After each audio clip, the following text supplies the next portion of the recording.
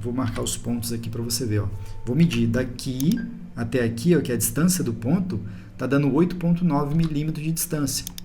Então, é uma distância considerável para a máquina repuxar o tecido bastante.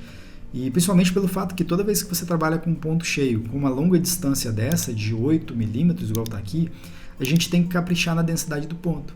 Porque tende a, toda vez que você deixa o ponto cheio, tá? Distante assim, com uma densidade baixa, né? Ou seja, 45 ou 0,50 de espaçamento, tende a mostrar o fundo do tecido, tende a não ficar com uma qualidade muito boa aqui do ponto de vista da densidade do ponto.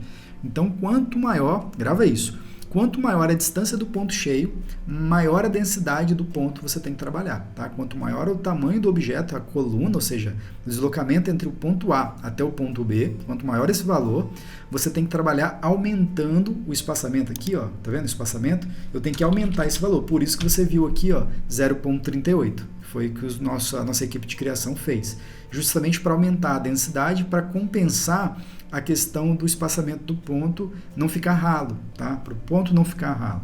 Ah, mas Dixon, eu gosto de desenhos com pontos ralos, que na bordados a gente chama de pontos leves.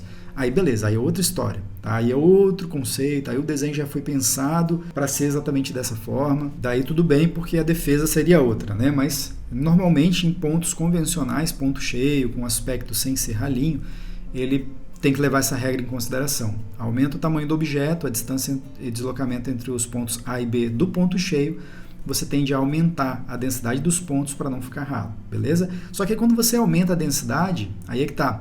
Ah, Dixon, quando aumenta a densidade dos pontos, a máquina tende a fazer mais pontos dentro do mesmo objeto. Exatamente.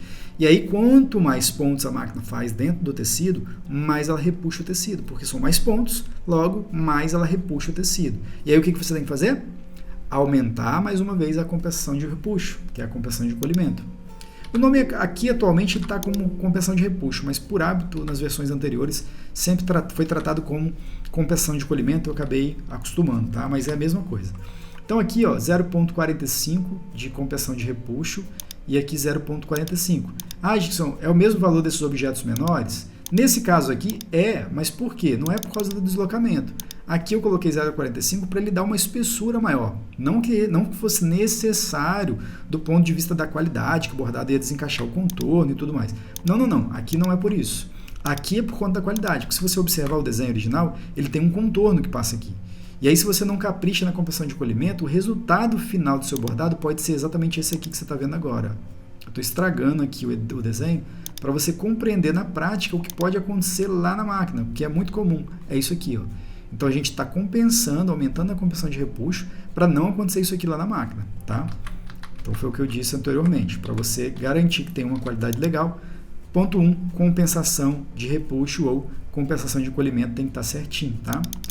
Bom, esse é uma dica, né? A primeira coisa que a gente estuda nessa estrutura de um desenho aqui.